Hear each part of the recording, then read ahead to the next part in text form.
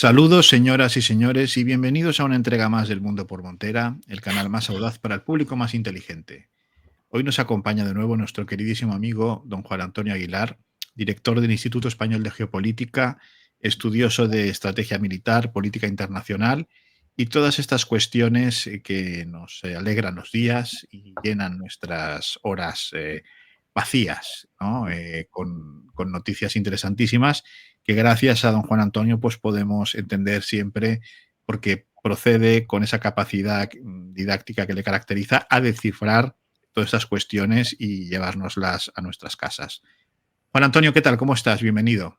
Muy buenas, pues muy bien. Es decir, estar aquí, yo creo que vamos a analizar hoy cositas y dar algunos datos también para que, bueno, pues contrarrestar, ¿no? La permanente propaganda de los que cobran de algún sitio, no como lo que cobramos de Moscú, ¿no? Es decir, nos cobran de algún sitio. Y bueno, siempre es interesante, porque es lo que muchas de las cosas que decimos aquí no las van a ver ustedes en ningún medio de comunicación corporativo ni oficial.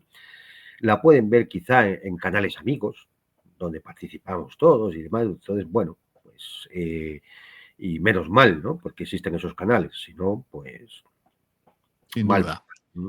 sin duda, sin duda. Pero Sí, bueno, aquí estamos y no pensamos tirar la toalla, ni mucho menos. Y aquí seguiremos explicando las cosas como corresponde, gracias a la ayuda de tantos y tantos espectadores que muestran su simpatía y su interés y su apoyo al canal. Por lo tanto, sí, desde yo aquí, lo que muchas pasa gracias. es que yo creo que hay que empezar a hablar, en primer lugar, a nuestros espectadores y luego en general a todo el mundo, a explicar cuál es la situación real en la que se encuentran los canales, las redes sociales y las publicaciones digitales de aquellos que no siguen un discurso acorde con la ideología dominante, ¿no? Con el pensamiento dominante. Aquí realmente tanto los canales como las redes sociales, es decir, en el mundo virtual, para entendernos, hay una clara segmentación. ¿Mm? Por un lado están aquellos que siguen un discurso oficial, ¿m? Absolutamente homogéneo, absolutamente de acuerdo a una serie de directrices que emanan de algunos núcleos de poder. Por eso coinciden tanto los titulares y las noticias en distintos medios y de distintos países. Bueno, hay que decirlo, que los medios públicos cobran del Estado, es normal, para eso son medios públicos, y por lo tanto van a seguir el discurso oficial del gobierno de turno. ¿No? Y si el gobierno pertenece a un país de la OTAN, pues van a seguir las directrices que marque el Centro de Comunicaciones Estratégicos de la OTAN. Bien, hasta aquí me imagino que todo el mundo no se llama engaño. Luego están los medios corporativos, aquellos que cobran también de subvenciones estatales y de inversionistas, accionistas y demás que también pertenecen a esos grupos de poder dominante.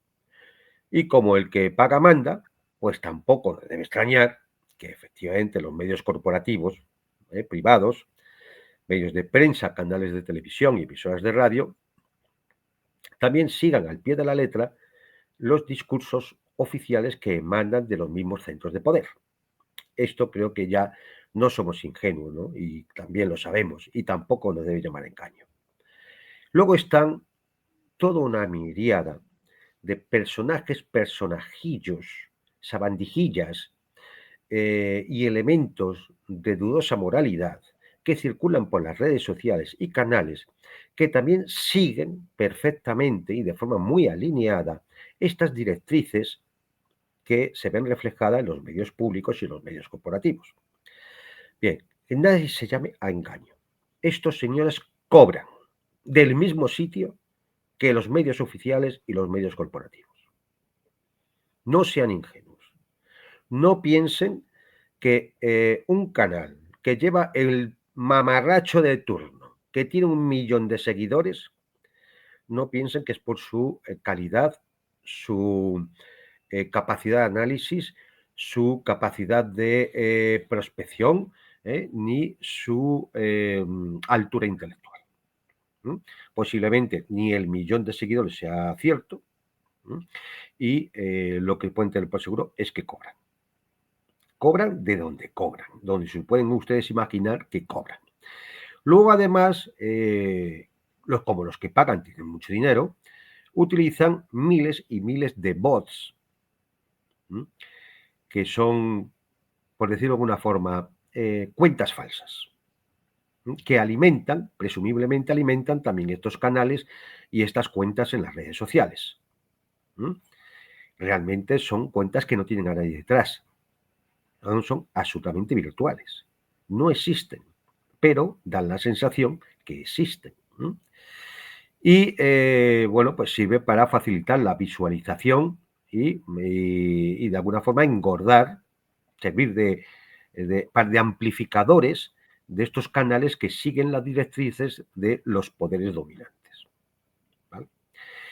En el otro sentido, en el otro lado, en el otro segmento, están aquellos a los que van en contra del discurso oficial. Son los que no se creían todo de la emergencia sanitaria, los que no se creían todo de la emergencia climática, los que nunca se han creído todo de la amenaza de aquí para allá, de la invasión de los extraterrestres, la ofensiva de Putin hacia Lisboa, ni cosas por el estilo.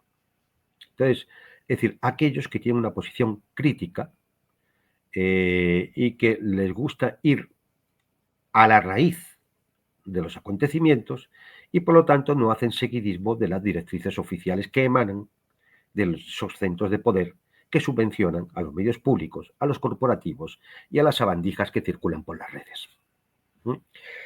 Este sector, ya saben, son los prorrusos, los conspiranoicos, los negacionistas, todo este tipo de gente, ¿vale? Bueno, pues todo a todos estos que nos identifican de esa forma, ¿qué es lo que ocurre? Pues que nos gusta la censura, el showbanning, nos limitan las suscripciones, nos limitan las suscripciones, nos limitan las visualizaciones. Ya hemos comprobado cómo eliminan suscripciones, hemos comprobado cómo un programa que posiblemente haya tenido un número X de visualizaciones aparece en la estadística como X menos un porcentaje. Es decir, cosas incomprensibles que solo se justifican porque hay auténtica censura. Y cuando ya eso no les sirve, ¿a qué acuden? Acuden a la falacia ad hominem, es decir, a atacar a las personas que hacemos este tipo de programas y que comunicamos estas cosas, no por lo que decimos, no atacan a las cosas que decimos, no atacan a los argumentos, no atacan a las ideas, atacan a las personas. Exacto. Atacan a las personas. Buscan en su vida privada, en su vida anterior, en cualquier cosa, para atacar a la persona, no los argumentos. ¿Por qué? Porque no tienen argumentos. Porque sus argumentos no valen. Y como no pueden, y como saben que ahí están derrotados, se limitan a atacar a las personas. Que es lo que se conoce como falacia ad hominem. Es decir, estamos ante una guerra total. Esta es la realidad. Estamos ante una guerra total. Y yo creo que hay que actuar en consecuencia. Y en consecuencia, por tanto, sí que tenemos que hacer una llamada a todos nuestros espectadores, aquí y en otros canales amigos, a no hacer caso a las cifras que dan canales y redes sociales respecto a los canales de esta gente subvencionada por los centros de poder, porque son falsos. Y no dar caso a las cifras de los canales y redes sociales críticos, porque también son falsos. Están reducidos. Están reducidos artificialmente. Lo más importante que podemos hacer en una actitud militante, porque ya hay que hablar así, una actitud militante es compartir los programas para amplificar el efecto que podamos tener a la hora de llevar información crítica, información alternativa a la gente. lo más importante, aparte de suscribirse, aparte de darle a la campanita, aparte de, bueno, pues de ayudar al canal como buenamente se pueda, es compartir. Fijaros simplemente, un canal que tenga 20.000 amigos, si cada uno de ellos es capaz de compartir con 4 o 5 personas, sabemos que el programa puede ser visto hasta por 100.000 espectadores. La mayor parte de los programas de televisión no tienen esa audiencia, ¿eh? Hay que decirlo así. Quizá los más famosillos, sobre todo si van famosos, y al famoseo, el corazón y estas cosas, sí, o un partido de fútbol, ¿no? Claro, estamos hablando de otras cosas, ¿no? Pero, no, es decir, y ahí sí que les hacemos la guerra, ahí sí que les hacemos frente. Por eso digo que, además de las cosas habituales que os pedimos, el de compartir el programa es casi ahora mismo la mejor arma que tenemos. Exactamente, compartir y sobre todo también para los que están suscritos al canal, que por favor revisen sus suscripciones, porque muchas veces, y así lo han dicho nuestros seguidores en sus comentarios, han revisado sus suscripciones y de repente habían desaparecido y han tenido que volver a suscribirse. Entonces, este tipo de cosas pues son importantes porque parecen mentira, pero pasan, pero pasan. Sí, sí, sí. No, Entonces, claro. yo, Manuel, empiezo a ser pesimista en cuanto al futuro que nos espera, ¿eh? Yo creo que al final tendremos que ir a montar plataformas propias, con la Sí. ayuda de todos ustedes, claro, pues de alguna forma hay que mantenerlas. Montar plataformas propias donde podamos garantizar que vamos a poder hablar, defender la libertad, la independencia, la soberanía y dar una visión distinta a la que se realizan desde los centros de poder.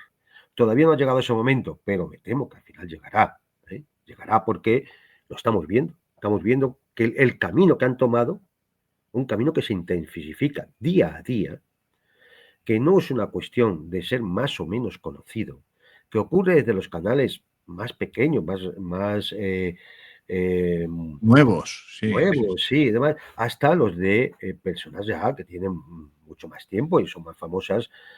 Todos conocéis canales, como el del Coronel Baños, por ejemplo, y demás, que también sufren las mismas consecuencias.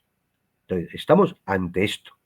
Estamos ante esto. Entonces, hay que ir empezando a ser consciente de que nos lo tenemos que tomar en serio, que hay que empezar a compartir cuanto más gente mejor, a alertar de que, que nadie pero vamos, que nadie piense que esto es una conspiración, no, que cobran, es decir, cobran de los centros de poder, ganan dinero con esto, ganan dinero con dar un mensaje que es distinto, que es el oficial, el de los centros de poder, que además cobran por atacar a los canales críticos, y cobran de esto, viven de esto. No, sí, sí. no tengáis la más mínima duda. En algún momento pues, habrá que sacar pruebas directas y circunstanciales de cómo esto está ocurriendo. Con lo cual, exponerlo está muy bien, pero al final lo importante es que vosotros os hagáis, empecéis a entender que los canales estos son vuestros canales y Exacto. por tanto que hay que defenderlos, hay que compartir los contenidos. Oye, y si algún día llega el momento en que no queda más remedio que montar plataformas propias, porque si no, no vamos a poder hablar, bueno, pues actuaremos en consecuencia, ya os avisaremos y hablaremos claramente para ver cómo lo vamos a hacer, ¿no? Exactamente, exactamente. Pues muchas gracias por tu reflexión que comparto y suscribo al 100%. Y así es, señoras y señores, hemos de ser conscientes todos, lo digo yo como, bueno, como humilde representante de este canal y como seguidor de tantos otros, que tenemos que compartir los contenidos, tenemos que revisar nuestras suscripciones y en la medida de nuestras posibilidades contribuir económicamente al sustento de este tipo de iniciativas porque de lo contrario es muy difícil y cada vez más el poder llevar a cabo todo este trabajo. Por lo tanto, de antemano, muchas gracias por su comprensión y contamos con ello, ¿eh? Y bueno, y ya sin más, entrar en harina, querido Juan Antonio, ¿qué tenemos sobre el tapete? Porque la cosa está caliente en muchos puntos, pero tú siempre sabes acertar cuál es el punto más interesante que llevar a las casas de nuestros espectadores. Hombre, a ver, por lo que por el tiempo que ocupan en los noticiarios, pues evidentemente podríamos hablar del tema de Sudán, que es muy importante y muy interesante, pero ocupa muy poco tiempo en los telediarios. Vamos, prácticamente nada. ¿Mm? Con lo cual vamos a dejarlo para otro momento. Podríamos hablar, y ya hemos hablado alguna vez, por ese estadista de talla universal que han puesto de presidente en Siria, y que lo vemos pasearse por todo el mundo. Ahora está con Trump y ha acudido, la han recibido en el Fondo Monetario Internacional. Es decir, demostrando claramente que este señor ha sido un agente funcional a los servicios de inteligencia occidentales desde el principio. Todo su paso por el ISIS, por Al-Qaeda, por el Frente al-Nusra, todo eso era parte de su trabajo. Como ahora es parte de su trabajo el ser presidente interino de la República Árabe Siria. Interino, pero permanente, ¿eh? Porque es que el tío es interino, pero... Sí, sí, sí. Sí, sí, Todo se olvida lo que hizo, pero claro, ¿cómo no se va a olvidar lo que hizo si lo que hizo era conforme a las instrucciones que recibía? claro. ¿Ya? Es decir, es que uno llega a pensar, yo una vez que le he visto jugando al baloncesto con Sí, generales sí, americanos con los que luchaban contra él, oye, y que encima sabe jugar bien al baloncesto, ¿eh? sí, sí. Encestaba. Sí, es decir, el tipo es un hacha, ¿eh? Es decir, claramente ha sido entrenado durante mucho tiempo para moverse en todo tipo de ambientes. Sí, es un camaleón. Es un Claro. camaleón. Es decir, con lo cual, bueno, pues así vemos cómo nos la gastan y cómo nos fabrican personajes, ¿eh? Que van cambiando en función de las instrucciones que reciben. Por ejemplo, yo no me imagino a Osama Bin Laden jugando al baloncesto con los generales norteamericanos, Pues no. ni a Zarqawi, ni a Bagdadi, que llevaba el Estado Islámico, el del califato. Sí, sí, Yo sí. ahí lo dejo para reflexión, ¿no? De quién es el pájaro, ¿no? Y como dará que hablar, pues ya hablaremos más veces. ¿No? Yo creo que Hombre, las esta fechas. semana, creo que Mm, esta semana que lo hemos visto con Pedro Sánchez, ¿no? Sentado muy bien, mano a mano. porque también ha ido a la cumbre del clima. Claro, porque le preocupa mucho el clima a Es que este Julani. hombre, claro, está en todo aquello que la ideología dominante considera que tiene que ser atendido. Claro, como está mandado. Sí, sí. Es decir, Sí, como está ¿qué queda de, mandado. qué queda de aquel yihadista radical? No queda nada porque entonces tampoco era nada. Siempre ha sido lo que ha sido. Un agente de los servicios anglosionistas. Sí, sí. Aquí tenemos la foto, ¿no? La foto de la Moncloa. El presidente Sánchez Castejón se ha reunido con el presidente de Siria, al-Shahra, para expresarle el apoyo de España a una transición pacífica, justa e inclusiva. Siria es clave en la estabilización de la región y para alcanzar la paz en Oriente Próximo. Y Sí, aquí están los dos, pues encantados. nadie dice nada de los 1.000 muertos al mes de media que hay en Siria desde que este señor alcanzó la presidencia. Bueno, Generalmente alauitas, cristianos, chiíes. por Bien. no hablar de las mujeres, claro. Pero bueno, quizás la noticia que merece un poquito más de análisis es las elecciones celebradas en los Estados Unidos, que ha significado un auténtico rapapolvo para Trump, sobre todo por la alcaldía de Nueva York, aunque hay más. Es decir, En Virginia, por ejemplo, han elegido una gobernadora, es agente de la CIA. O en Nueva Jersey también ha elegido gobernador. En California, Gavin Newsom, que pretende aumentar en 5 escaños adicionales en la Cámara de Representantes el peso de California. Todo esto acabará dando problemas, pero bueno. Pero quizá lo más destacado haya sido lo del alcalde de Nueva York. Y vamos a ver. ¿Qué nos presentan con este individuo? Con este individuo, Zoran Mandani, nos presentan en su perfil, porque mismo lo dice, que es musulmán, cosa que no sé qué tiene que ver en el mundo de la política. Uno puede ser musulmán, budista, cristiano, sintoísta o adventista del séptimo cielo. Sí, sí. Que sea musulmán. Se lo presenta, bueno, es un inmigrante hindú-ugandés, por lo tanto se presenta musulmán, inmigrante y socialista. Entonces, lo primero que hay que aquí negar la mayor es lo de socialista. Es decir, quien sepa lo que es el socialismo entiende perfectamente que este señor no puede ser socialista. Claro, si socialismo es lo que gobierna algunos países occidentales, con una agenda absolutamente indiferenciada del neoliberalismo más rampante, pues entonces, claro, puede ser socialista y lo que quiera.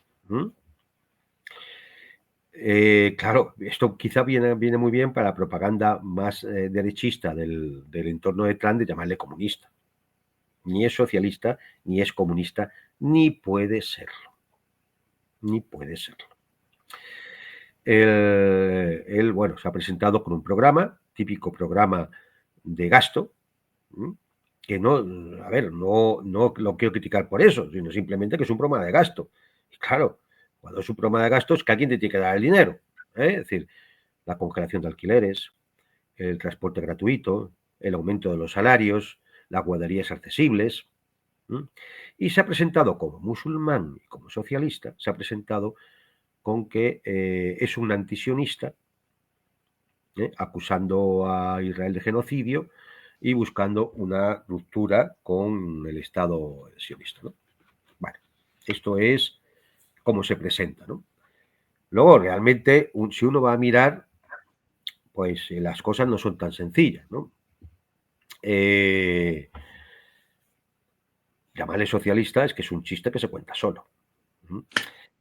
Porque, ¿quién la ha financiado la campaña? George Soros. De hecho, una de las primeras felicitaciones que recibe es del hijo de Soros, Alexander Soros. Sí. Exactamente con 37 millones de dólares, a través de toda una serie de este tipo de organizaciones, asociaciones, ONGs y demás que tiene montado Soros por todos lados, ¿no? Como la Democratic Socialist of America o el Working Families Party, etc. También ha recibido financiación de una cosa que se llama Consejo de Relaciones Americano-Islámicas. Esta asociación ya fue incluida en la lista de organizaciones terroristas por los Emiratos Árabes Unidos en 2014. Y en octubre de este año, legisladores republicanos pidieron investigar sus finanzas, porque es una organización muy oscura. ¿Quién más ha financiado la campaña de este señor? El gobierno de Qatar. Nuevamente, el gobierno de Qatar. Instituciones estatales que apoyan proyectos de la madre de Mandani desde 2009. Es decir, el capital de Qatar está subvencionando a la familia de este hombre desde 2009. Y desde junio de 2025, el gobierno de Qatar promueve activamente la candidatura de Mandani en las redes sociales. Además, ha tenido un apoyo clave de Linda Sarsour, que es una activista americana que organizó voluntarios y recaudación de fondos a través de una serie de organizaciones musulmanas cercanas al Partido Demócrata en Nueva York. Es decir, no todo es lo que parece. Y el 43% de los judíos de Nueva York han votado por Mandani. aparentemente un musulmán radical, amigo de Hamas y de no sé cuántas cosas más. Con lo cual, ¿ante qué estamos? Estamos de nuevo ante algún tipo de operación para de gatopardismo, de que parezca que todo cambia para que todo siga igual. Exacto. Aquí vemos a Mamdani en el centro con la kipa puesta en un evento ahí en Nueva York, ¿no? O sea, Sí, bueno, totalmente. Es decir, estamos ante un personaje, bueno, pues al estilo Obama, que lo que viene es a intentar, bueno, pues decir, buscar de alguna forma buscar un arquetipo del político demócrata que pueda enfrentarse en un momento determinado a Donald Trump, ¿no? El Mandani simplemente, como digo, como fue Obama, es una figura simbólica, simplemente. No hay nada revolucionario, es una falsa izquierda, y lo único que representa es algo simbólico, como lo era Obama, un afroamericano que llegaba a la presidencia con ideas progresistas. ¿Se acuerdan ustedes? Si aquí en España llegaron a decir que había una confluencia planetaria porque gobernaba Zapatero en la Moncloa y Obama en la Casa Blanca. ¿eso no lo dijo Leire Pajín? Leire Pajín, sí señor, efectivamente. El programa es un programa muy difícil de implementar porque como es un programa de gastos, lo único que puede hacer es aumentar los impuestos.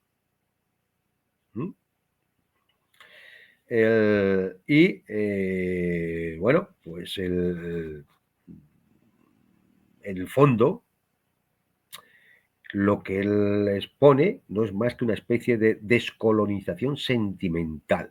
Es decir, es un enfoque moralista respecto a la crítica de lo que ocurre en Palestina, ¿verdad? Pero como una historieta de buenos y malos, en el cual no hay una propuesta real, no hay una propuesta material de hacer frente, por ejemplo, a la influencia del Estado de Israel en la política norteamericana. Y lo van a ver ustedes. Lo van a ver en las próximas semanas y meses, cómo todo su antisionismo, todo su apoyo a Palestina y todo esto va a quedar en agua de borrajas. Porque no puede ser.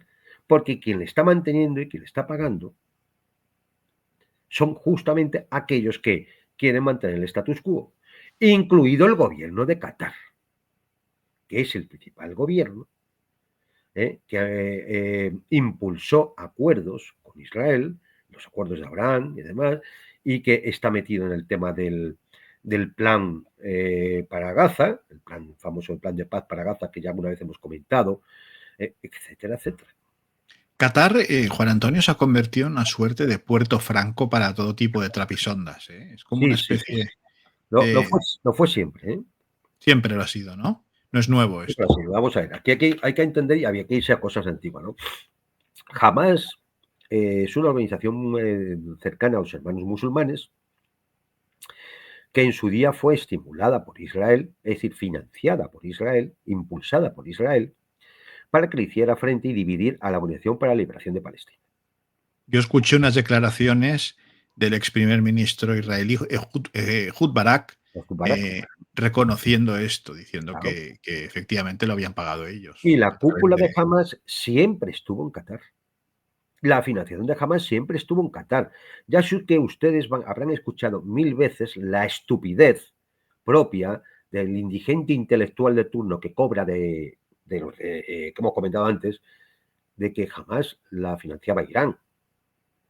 No, esto es una mentira. Es decir, y desafío al que sea, es decir, hasta los amigos que nos escriben estos, como de Atenea y demás, les desafío a que me digan cuándo Irán ha financiado alguna vez a Hamas. A Hamas la ha financiado Qatar, aliada de los Estados Unidos y aliada de Occidente. A ver si nos enteramos. Y efectivamente, bueno, pues este señor, con esos apoyos, provocando incluso, pues claro, entre la comunidad judía hay una derecha y una izquierda. Hay una izquierda más liberal que ha apoyado a este señor, porque es más cercana al Partido Demócrata, y hay una comunidad judía un poco más conservadora, más a la derecha, que apoya a Netanyahu, que apoya a Trump en función de los intereses, ¿no? Y por eso un 43% de los judíos han apoyado a Mandani, y el resto de la comunidad judía pues parece que no. Lo cual ha provocado una fractura dentro de la propia comunidad judía de Nueva York. Hay que decir que la comunidad judía de Nueva York, no se piensen ustedes que es un pobre sector de la parte del proletariado neoyorquino. La comunidad judía de Nueva York tiene el monopolio absoluto del negocio inmobiliario en Nueva York.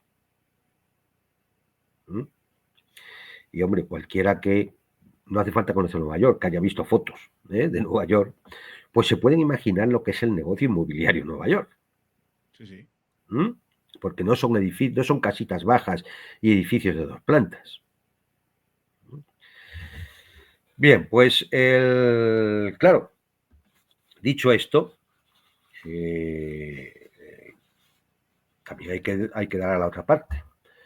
¿Por qué Trump acaba siendo sobrepasado por un advenedizo musulmán, inmigrante, que se dice que es socialista, etcétera, etcétera? Pues porque hay una serie de puntos críticos que explican la victoria del Partido Demócrata, no solo en Nueva York, sino también en Virginia, New Jersey o California. Y esto sí que va ya al debe de Trump.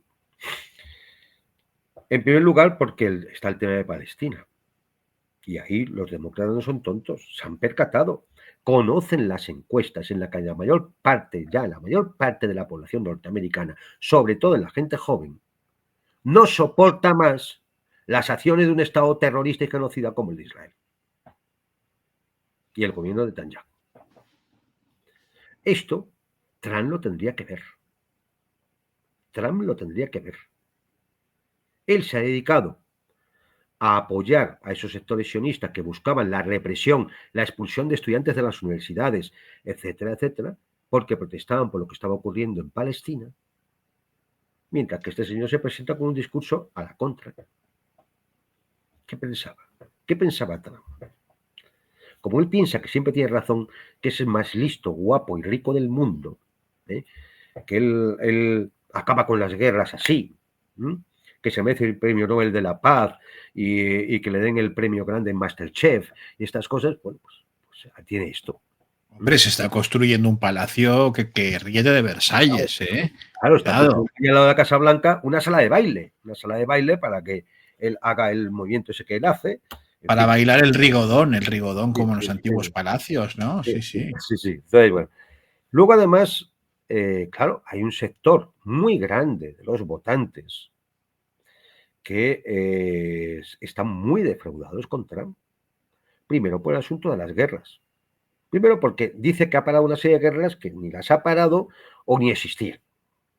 Claro. Y, en cambio, las que sí que están ahí y nos aparecen todos los días en las pantallas de televisión, esas no las ha parado. Ni en Oriente Medio, ni en Europa, ni en otros puntos. Es más, él lanzó la guerra contra Irán.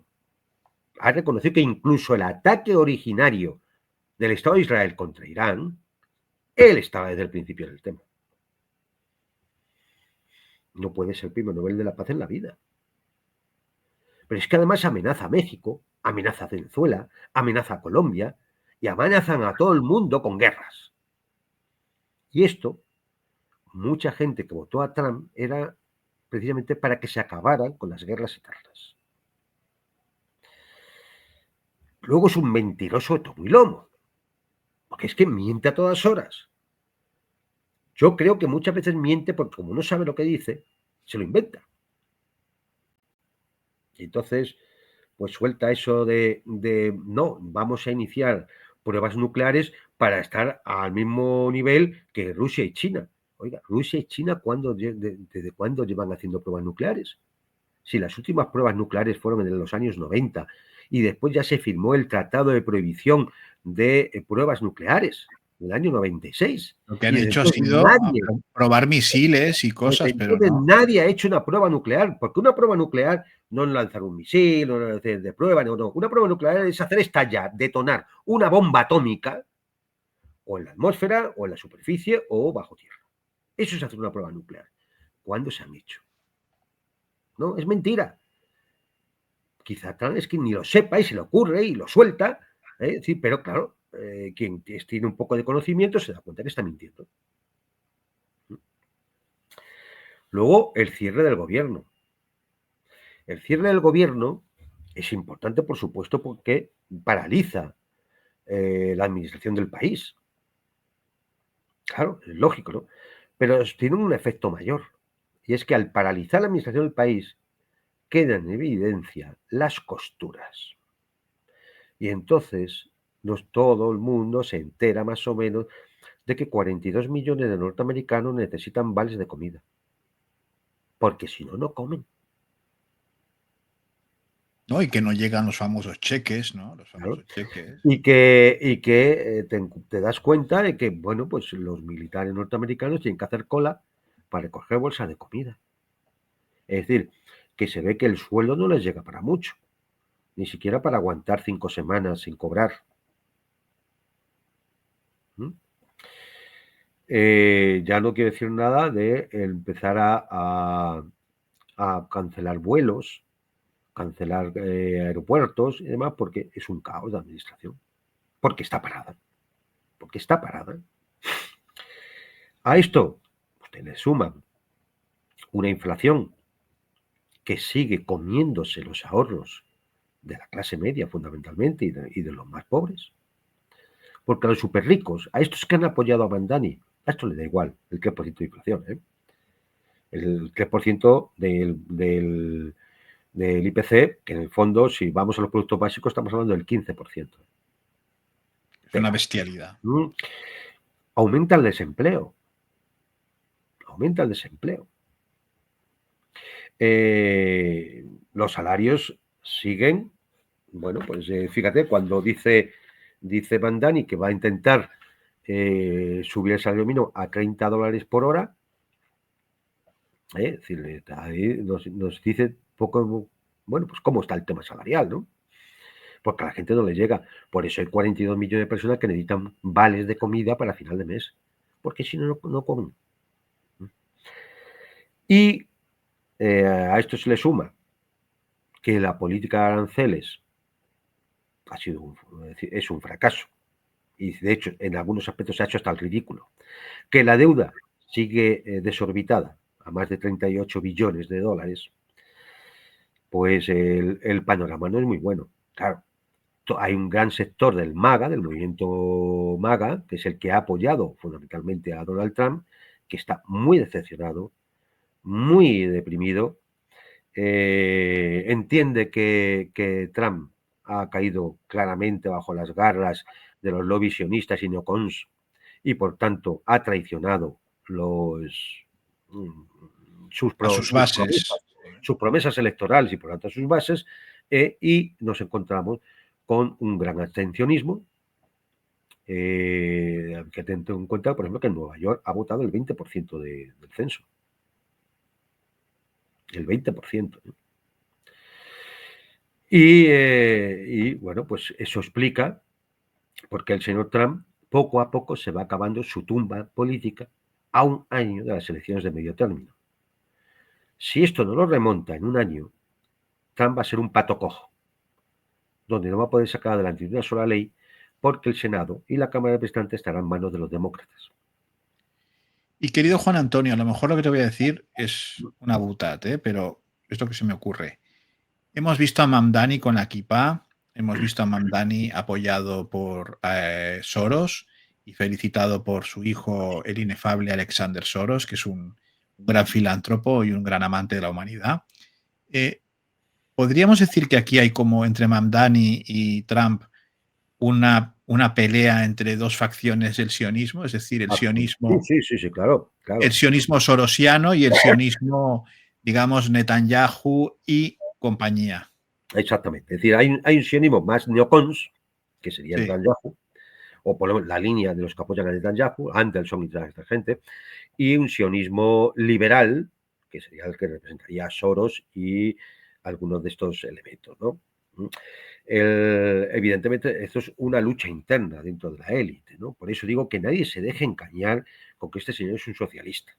Claro, por eso te lo pregunto para un poco Claro, ponerlo todo en contexto, que eso es una claro. pelea de gángsters, ¿no? Es una pelea de Sí. gángsters. El problema es que esto se está dando en un momento en los Estados Unidos donde existe toda una serie de vulnerabilidades críticas. Y esta es quizás la parte del análisis donde debemos fijarnos más. Porque al fin y al cabo, Mandani o Trump desaparecerán en un momento dado. Sí, sí. Claro, Trump pues acabará los 4 años, los 3 años que le quedan, bueno, pues vendrá otro y así todo, ¿no? Es decir, al fin y al cabo son personajes del momento. Pero, Imprescindibles. Sí, sí. claro, pero aquí lo que hay es una serie de riesgos estructurales. Y que esto que vemos es una expresión, una manifestación de esos riesgos estructurales. ¿Cuáles son esos? Bueno, pues intentar no extendernos mucho, pero para que tampoco se nos quede ninguno para atrás. Primero, la fractura social. Es decir, esto lo que indica es que ese enfrentamiento dentro de las élites y del Estado profundo va a agudizarse primero para las elecciones de medio término y luego para las elecciones presidenciales de 2028. Es decir, la polarización va a ser más extrema. El liberal del Partido Demócrata va a ser más liberal del Partido Demócrata y el republicano va a ser más neocons. Pues el enfrentamiento, por ejemplo, que podríamos ver entre Mandani y un Marco Rubio en las elecciones de 2028. Por decirte un ejemplo, no digo que vaya a ser así, pero Un que podría escenario, un ser escenario. un Sí. escenario posible, ¿no? ¿Qué es lo que vemos? Hombre, pues una división ideológica mucho mayor, una fractura social mucho mayor y que además afecta a todas las comunidades. Fracturación dentro de la comunidad judía, fracturación dentro de la comunidad musulmana, fracturación dentro de otras minorías y dentro de la propia población norteamericana, ¿no? Es decir, esto se va a dar. Lógicamente, estas fracturas siempre corren el riesgo de desbordarse y provocar enfrentamientos, un enfrentamiento civil. Y cuando digo enfrentamiento civil, no me estoy refiriendo a una guerra civil del tipo que todos entendemos y que podemos ver en los libros de historia, guerra civil convencional. Puede ser una guerra civil molecular del enfrentamiento y la inestabilidad permanente. La entrada de la Guardia Nacional, del Ejército en las ciudades para mantener el orden. Esto ya lo hemos visto. Ya lo hemos visto. Ya ¿Qué lo ha pasó hecho en Los Trump. Ángeles hace poco, Claro, no? pues lo estamos viendo, ¿no? Es decir, entonces, bueno, pues a eso, la asistencia, además de candidatos radicalizados a los extremos, eso legitima los discursos maximalistas. Es decir, nadie va a ser más un woke, LGTB y demás que el musulmán que ha ganado en Nueva York. ¿Por qué? Porque es el Partido Demócrata y la ideología dominante del Partido Demócrata es esa. Y lo mismo va a ocurrir en el ámbito republicano. También hay una fractura territorial y demográfica, la que se representa entre los estados del este y el oeste y los estados centrales, los del este y el oeste, con mayoría demócrata y, por lo tanto, ideología liberal progresista, y los estados centrales de mayoría republicana, neocons o al menos conservadores, ¿no? Esto también se va a dar. Luego, A ver, también un comentario que con esta historia de que si Mamdani es un islamista furibundo y todas estas historias, a veces los detalles los carga el diablo, pero sin entrar en juicios de valor de si es correcto o no es correcto, que esto a mí me importa un pito, pero basta ver a la mujer de Mamdani como va vestida para saber que no es digamos, el estereotipo de de una familia mujer. musulmana, de los hermanos musulmanes, ¿no? No es la mujer de Erdogan, no es la mujer de Claro, Erdogan, ¿no? Es una efectivamente. señora, digamos, que se viste pues como al uso occidental, es más bien ligerita de ropa, ¿no? Para entendernos. O sea que eso también, a veces los detalles son muy No, reveladores, ¿no? son muy importantes porque nos indican realmente la realidad que hay detrás, ¿no? Claro. Otro riesgo estructural, la crisis de representatividad, por lo tanto, una crisis de legitimación. El sistema bipartidista en Estados Unidos está en crisis. Es decir, que MAGA votar al republicano es porque Donald Trump estaba en el Partido Republicano. Si Donald Trump llega a estar en otro partido, MAGA vota ese otro partido. Claro. Es decir, hay un aumento del voto independiente, pongamos esto entre comillas. El 43% de los estadounidenses no se identifica ni con el Partido Demócrata ni con el Partido Republicano. Y claro, esto lleva a una desafección, por tanto, una crisis de legitimación, en el cual el primer efecto es el abstencionismo récord, que ya hemos comentado, sobre todo en las elecciones no presidenciales. Es decir, el ciudadano estadounidense huye de la política porque sabe que es una discusión entre las élites, donde se van a repartir los puestos entre ellos, financiados por los distintos lobbies y grupos de poder. Es decir, es un sistema oligárquico. Pero hay más. ¿Y cuál es la base material donde todo esto se produce? Pues quizá ahí estén los riesgos estructurales más importantes. Deuda federal total, más de 38 billones de dólares. Es más del 100% del PIB, similar a la deuda que había al finalizar la Segunda Guerra Mundial. Pues claro, después de los años aquellos, lo que el gasto militar se lo llevó El todo. esfuerzo bélico, no, Claro, claro. todo de acuerdo, pues había esa deuda, ¿vale? Pero para que, porque nos dicen una cifra y dices tú, bueno, sí, gigantesca, ¿no? Es decir, no podemos concebirla casi, ¿no? Es decir, porque 38 billones de dólares no lo ganamos Manuel y yo todas las semanas, ¿no? Pero, para hacernos una idea, intereses de esa deuda al año, 1,1 billones de dólares. Esto es más que el presupuesto de defensa, más el presupuesto de educación, más el presupuesto de investigación y desarrollo. Una Solo bestialidad. en intereses de la deuda. La proyección para 2050, si esto sigue así, será que se habrá llegado a un 200% del PIB con una tendencia insostenible, ¿vale?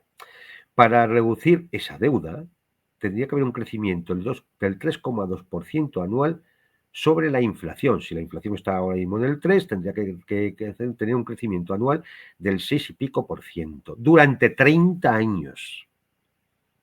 Nos damos cuenta que eso no puede ser, no va a ser.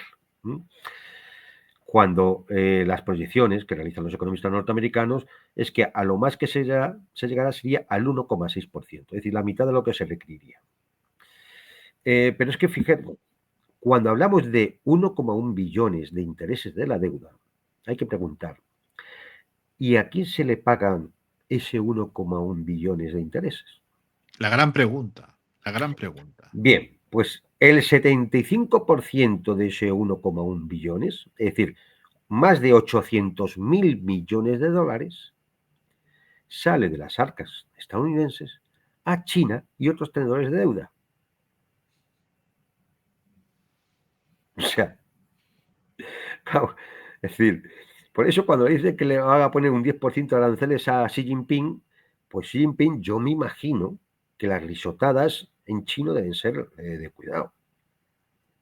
Que Xi Jinping, si es que ¿Mm? fuma, se debe fumar un pitillo y debe Claro, decir, bueno, pues vale. vale, pues a eso súmale el envejecimiento de la población, la productividad es estancada, una competencia tecnológica con China que va perdiendo poquito a poco y llegamos a otro riesgo estructural quizá mayor, que es el declive geopolítico. ¿Y en qué se nota esto? Fundamentalmente, pues mira, en la pérdida de la hegemonía del dólar. ¿En qué se ve esto? ¿Qué indicios tenemos? Pues que las reservas de oro superan ya a los bonos del Tesoro estadounidense en los bancos centrales por primera vez desde 1996. O como vemos cómo la deuda de muchos países, que estaba en dólares, se está pasando a yuanes. Si esto lo hablamos el otro día con los Claro. países O africanos. cómo los países BRICS están creando sistemas de pagos alternativos para escapar del dólar.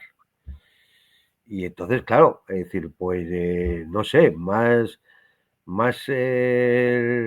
riesgos estructurales. Bueno, pues uno ve que el agotamiento del modelo neoliberal, la crisis también del liderazgo moral de los Estados Unidos, viendo su forma de actuar, sobre todo en política exterior, y ante todo esto, pues una división política como la que vemos venir en el horizonte, pues no indica nada bueno para la hegemonía norteamericana.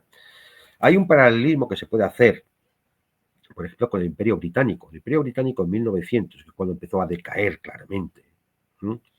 Tenía una deuda del 150% del PIB. ¿Sí? Ten en cuenta que la deuda norteamericana ya superó el 100% y sigue creciendo. Entonces la libra esterlina era la moneda de reserva y empezó a sufrir, ¿no? Igualmente el dólar ha empezado a sufrir su predominio. El centro financiero entonces era Londres. Hasta ahora había sido Nueva York, pero ahora empieza a ser también Shanghái y Singapur. Y efectivamente en aquellos años también empezó a haber una crisis de legitimidad imperial, el Imperio Británico, como ahora la hay como crisis de legitimidad del liderazgo global en los Estados Unidos, donde hay potencias emergentes que ya confrontan y le hacen frente. Es decir,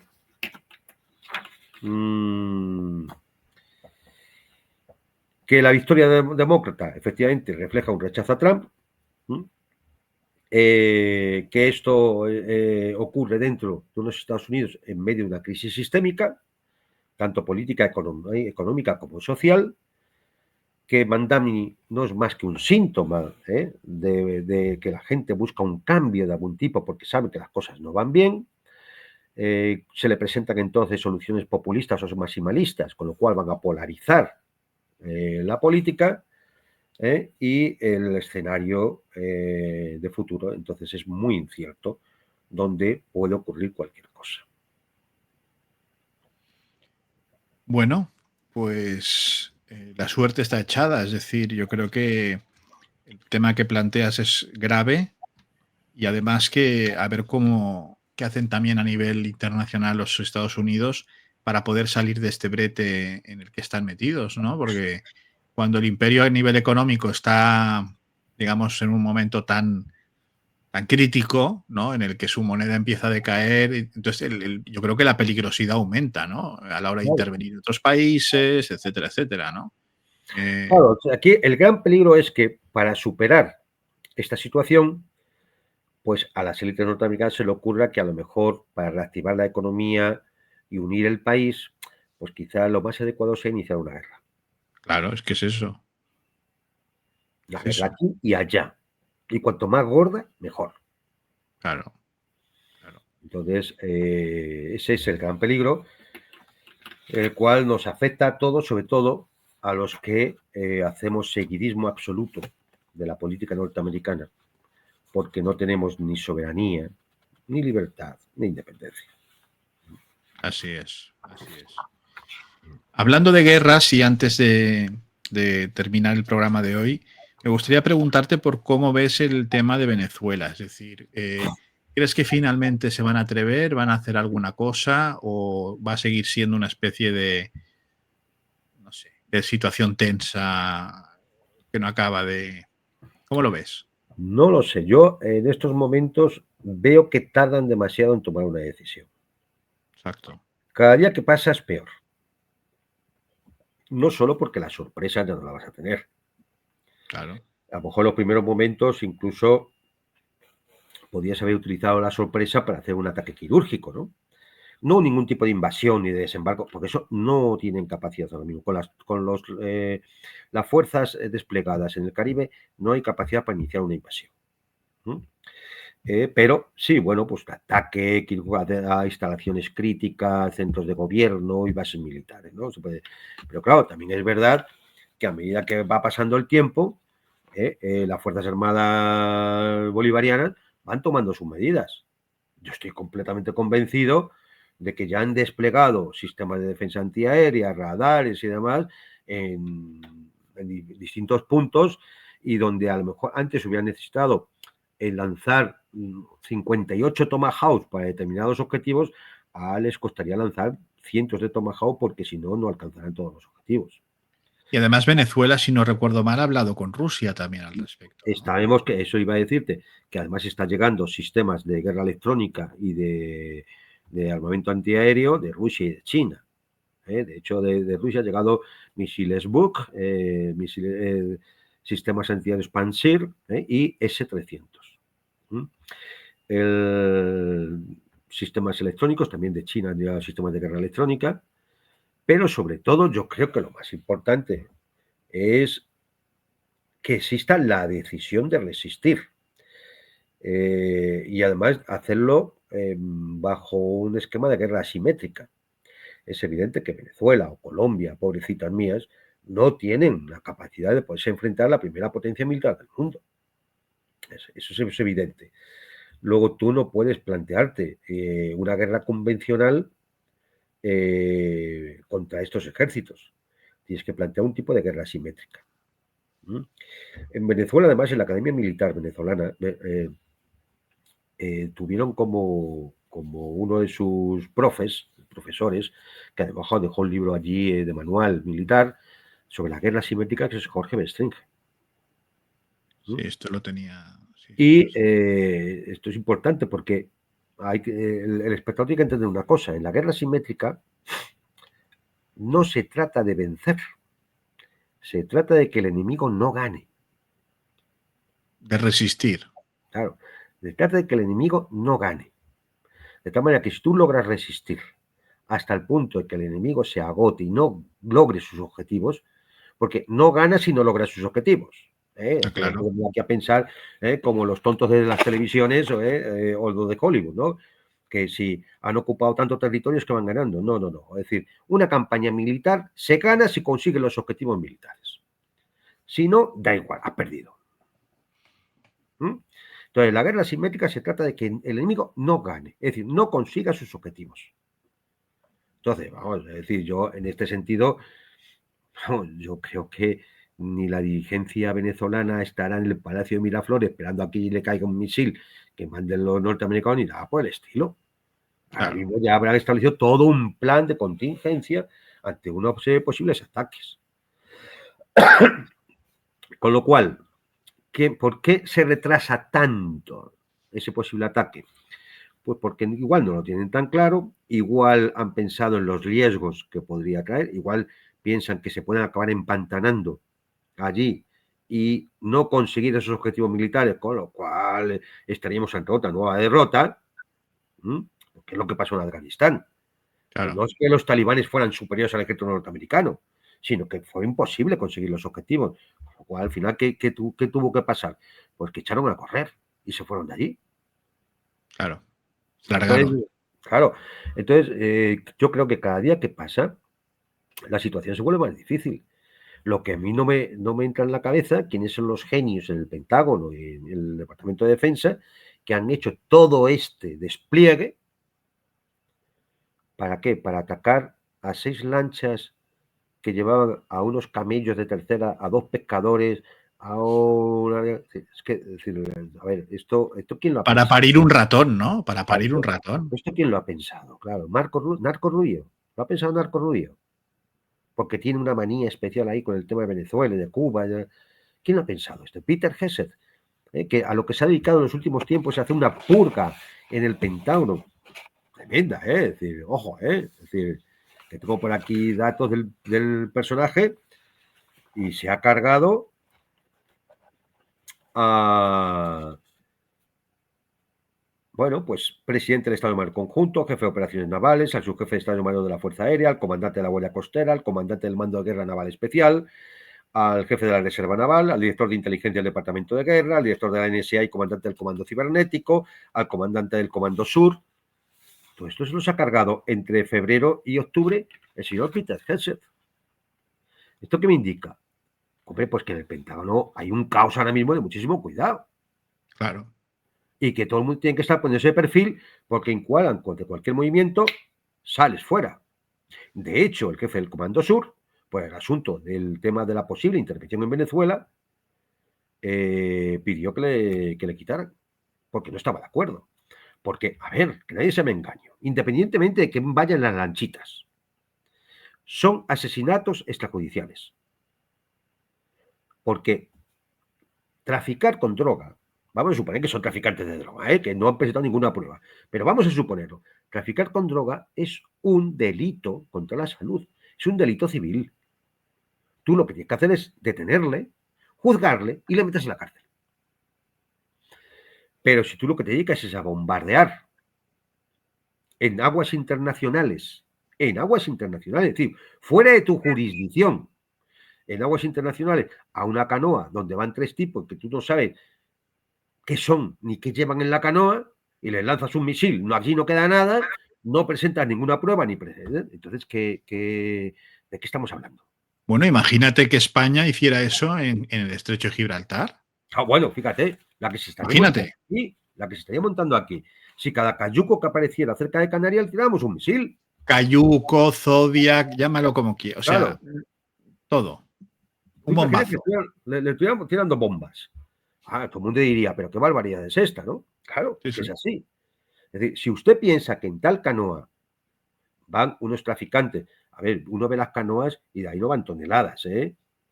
Con mucho, algún kilo. Si es que va droga, ¿eh? Algún kilo. Porque es que las canoas son lo que son. Y si tienen que recorrer todo el espacio que dice que tiene que recorrer hasta Puerto Rico, por ejemplo, tienen que llevar bidones de gasolina, de combustible, para el motor de la canoa. Luego, ¿qué puede estar llevando? 2 kilos, 3 kilos, en el mejor de los casos.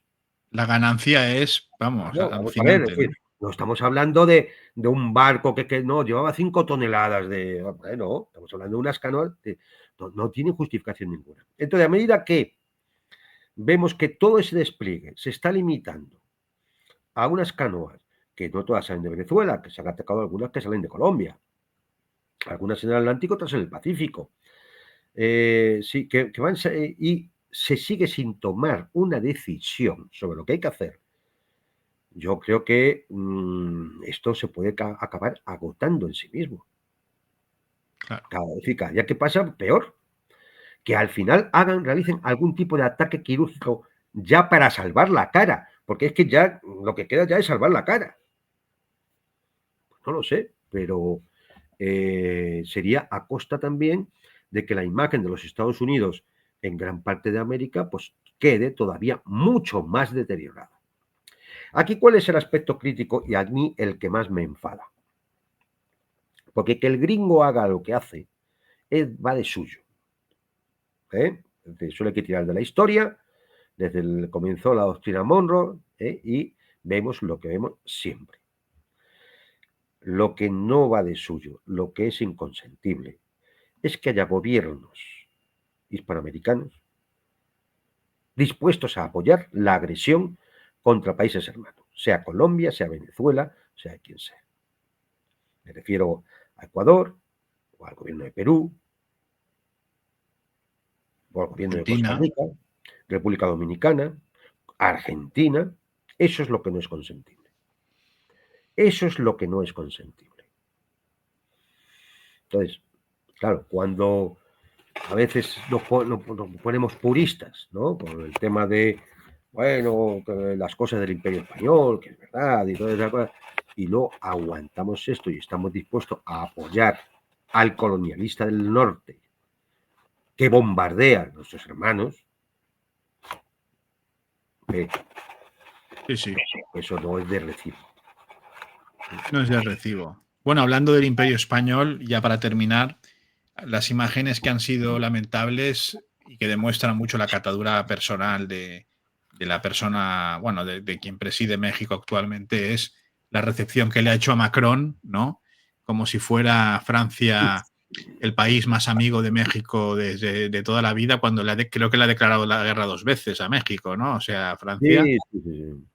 Y bueno, han recibido a Macron como si fuera casi el emperador, el pequeño Napoleón, ¿no? Sin embargo, luego España es Sí, lo más no sé, malo. son estas cosas un poco raras, ¿no? Porque ahora Colón era italiano, ¿no? Poco menos que Francia ha sido la gran benefactora de México, ¿no? Y demás. Oye, pues yo qué sé, es decir, pues al final, mira, que nos olvidemos todos de la leyenda negra, pues al final parece que los españoles no tuvieron nunca nada que ver. Sí, eso es. Eh, Eso es lo que parece. Mm. Juan Antonio Aguilar, muchísimas gracias por haber querido estar una vez más en El Mundo por Montera y como siempre por tu capacidad de análisis que siempre nos deja anonadados y ayuda a comprender mejor el mundo que nos rodea y a que no nos den gato por liebre. Eso sobre todo, sí. Muchísimas gracias por tu presencia. Venga, pues nada, un saludo a todos y hasta pronto. Y a todos ustedes, señoras y señores, recordarles, lo dicho al principio, revisen sus suscripciones, comprueben si siguen suscritos al canal, denle al me gusta y sobre todo compartan. Compartan con sus amigos, con sus familiares, toda esta información que es valiosa y que les puede servir. Y es la mejor forma que tenemos para ayudar a que este tipo de información no se quede aquí y que continúe viéndose bueno, y pudiéndose realizar. Por lo tanto, por favor, compartan y si en la medida de sus posibilidades pueden ayudar a este canal, pueden hacerlo vía Bizum, a estos dos números de teléfono, vía PayPal, si les es más cómodo o nos ven desde fuera de España. Y pueden entrar al Telegram de @elmundopormontera o seguirnos en Twitter en x @mgmunte. Y muchísimas gracias por haber querido conectar una vez más con El Mundo por Montera, el canal más audaz para el público más inteligente. Buenas noches.